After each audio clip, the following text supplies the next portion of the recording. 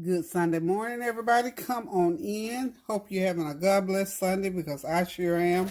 The sun is out. It's nice and mild and breezy. The birds are singing to high heaven, and I am excited about that. I'm just glad to be here. It's another day's journey, y'all, and I am so glad about it. I'm telling y'all the truth.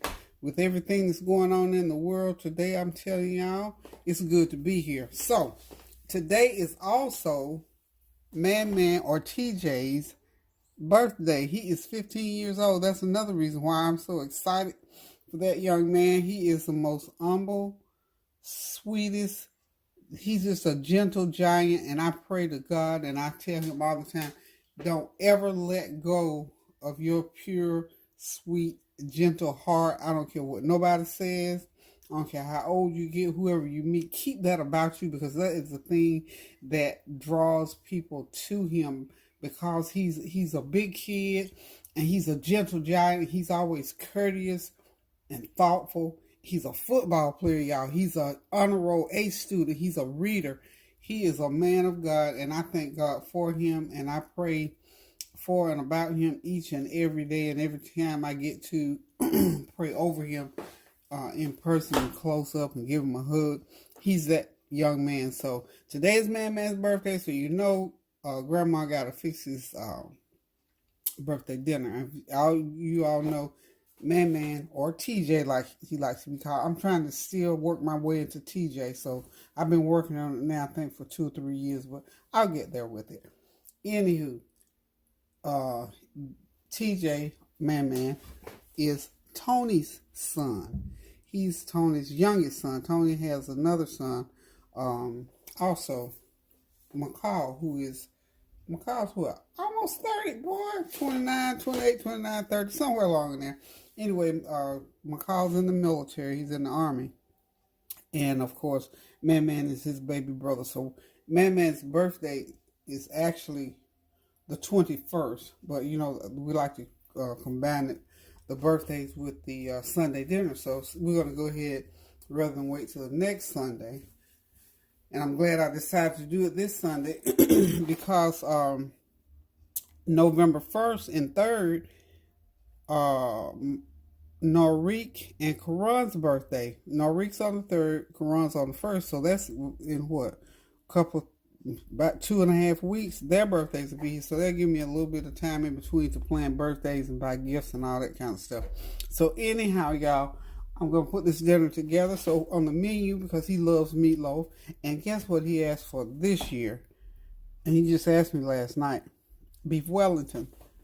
Look at God, how he loves his children and his babies. And he wanted me to get my friend Barb to make one because he remembered he liked the beef Wellington from my birthday. She made me a beef Wellington. How about, I think Tuesday, remember I made the beef meat pie? Well, same thing as beef Wellington. I just named it different. So how about I got 2 nice slices left for him. So I told him, I said, guess what? You're in luck. You can still have your beef Wellington, and then we're going to do his meatloaf and fried chicken. Those are 2 of his other favorite things. Also, he asked me for baked beans, baked beans and garlic mashed potatoes. And I'm going to do some steamed cabbage. And we're just going to have a little feast running around here. So it's meatloaf, chicken, cabbage, and cream potatoes. So we're going to go ahead and get started making the meatloaf. We got to get in the pan, get the chicken. I got it already cleaned up, sitting over there, getting ready for me to marinate that seasoning onto it. So my meatloaf I've got here is 3 pounds of ground turkey. I know I use ground turkey for my meatloaf. And also, let me see if I can get that camera over in there a little bit better. Maybe like so. Let's see. If I lift it up, if I lift it up a little bit, I think you can see it a little bit better. Let me just grab a couple of these trivets. This is the only time I really be wanting a larger kitchen, when I start moving things, because I've already set it up, but when I have to start moving it and changing the stuff around and all that kind of carrying on, then I want to get a kitchen. Outside of that, no. There we go. Is that it? Yeah, that's better. That's a whole lot better. We're over into the pan now. Okay, we're better over to the pan. So I got 3 pounds of ground turkey, 1 large onion, 1 large green pepper, 3 big stalks of celery, a half a package of Lipton onion soup mix, tablespoon of garlic powder, onion powder, 2 tablespoons of complete seasoning, a tablespoon of Gold Mountain seasoning. I'm just getting ready to mix this all up together, and I'm going to plop it over there in the pan, and we're going to bake this meatloaf on 375 for about a good hour, and then I'm going to make a tomato gravy to put over it. Okay, so, and also, because you know, we go through this every time, but we're going to do it again in case there's some new listeners out there. Because turkey meat is a softer texture than ground beef, what we have to do for turkey meat, we have to do a couple things to make sure that it firms up. So what I'm going to do with this is to switch up, and I try to switch up a little bit every time I cook the same thing, because certain things you cook a lot. I haven't cooked meatloaf for maybe in a couple of months, I think.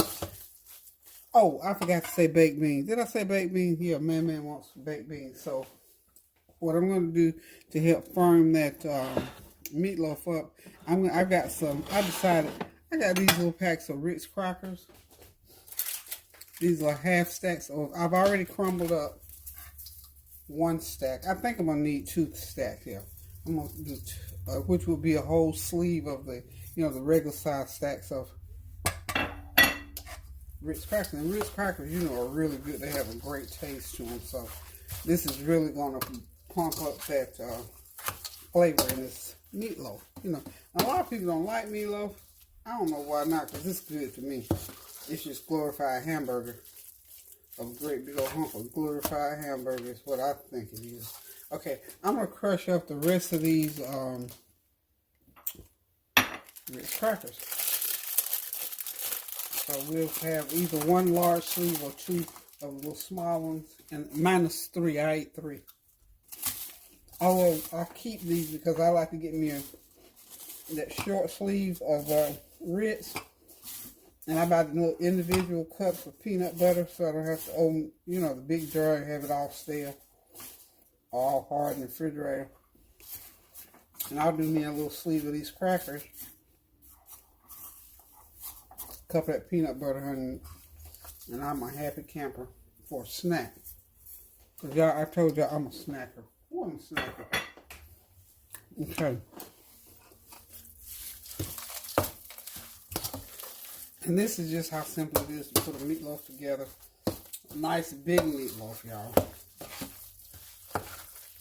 Because everybody likes meatloaf. This was one of the man's, he was a little boy, he told me, Grandma, I love meatloaf. I said, okay, so that week that's how it came to be one of the things that he loves to eat. And every time I said, man's birthday, I was asking, you gonna make meatloaf? Yep, you know it.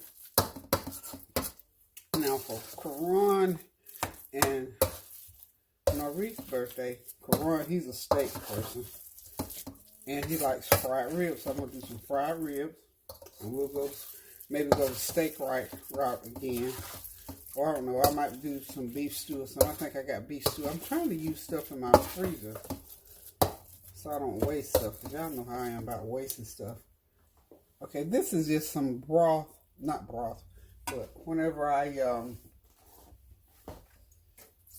cut up those veggies and you let it sit, the juice comes out. Mainly the green pepper. That's what it is. It's that green pepper. I already know it's green pepper. I'm going to put me a little piece of that ground beef in there. Sticking in my, I told y'all about making sure your food is seasoned. Ground beef, you stick it in the microwave, make your little patty right quick and see if it's seasoned or not. Right back.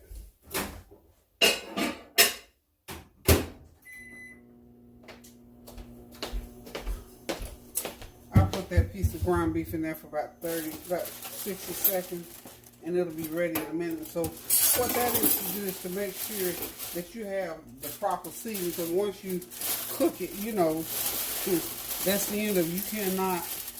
You can't season stuff that's already cooked like that, not a meatloaf anyway. And you want all your seasonings to cook through. So I want to make sure that meatloaf is well seasoned before I serve it. So, you know, they're still talking about that oil spill out there, and it's creating havoc on a lot of different things. So, you know, there's always something going on in this world. I'm here to tell y'all. So I hope you all continue to pray and for each other as well as for the things that are going on in this world. Because I'm here to tell y'all, let me say, and we're going to pray for those families in Houston where those, where the policemen were ambushed. I didn't get the whole story on that, but certainly my prayers and my heart goes out to those families. Just a minute. I hear the microwave. That little piece of meat is ready. Okay, but as I was saying, we're going to keep those families in Houston lifted up. That God will, of course, we know that we pray that they feel the love and comfort of the Lord as they mourn the death of the one individual, and then I think it's 2 or 3 others that were really badly injured. So we pray that they will come through it.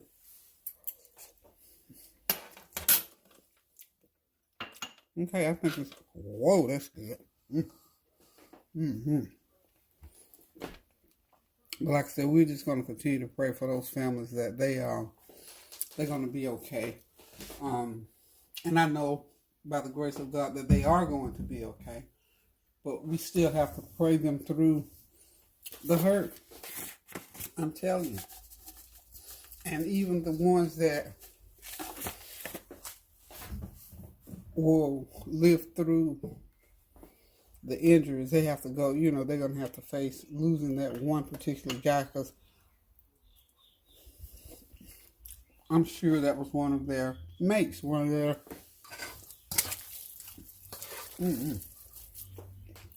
yeah, excuse me, I'm tasting that meatloaf to make sure it's right. It is right. It's right.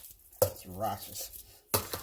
So anyway, we just, like I said, we just want to continue to keep those families high and lifted in the name of Jesus, that they will go through and come out okay.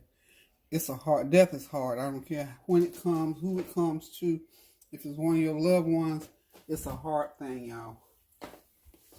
It's a very hard thing. So Houston, our hearts go out to you, our YouTube family in Houston. But you never know. Some of those people involved could be some of our fellow YouTube family. Okay. Now, I've got to figure out where, okay, I got to move some things.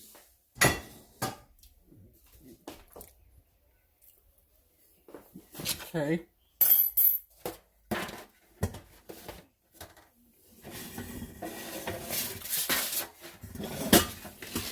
Of course, with the meatloaf, we have to shape it just sort of in an oblong shape so we can slice it. Excuse me. And of course, so it'll fit in the pan like it's supposed to as well. So, we are going to, y'all hold tight one sec. Okay, y'all, I had to get my one other ingredient that I didn't tell y'all that I put in here. Olive oil or some kind of oil in your meatloaf so it won't be dry. I always put a little bit of oil because you know turkey meat doesn't have any kind of grease in it. So need a little bit of olive oil on that, baby, so it will not be dry. I usually put, for this size of meatloaf, for 3 pounds, I usually put anywhere from about, well, let's say about 1/4 of a cup of oil in there. 1/4 to a half, about 1/4 of a cup. I think it will be plenty. Y'all know me, I'm extra. So, 1/4 of a cup is a gracious plenty, as my mom used to say. A gracious plenty. So we're just going to make sure we mix it all in there. And of course, it will help it to brown as well. Okay. So now, what I'm going to do, it's going to be an easy breezy. Just switch sides and put my pan over there. Okay, perfect. Slide the camera back just a wee bit. Not too much.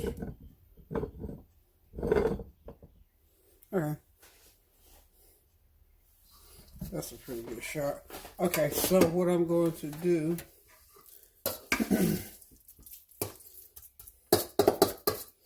and again, because this I'm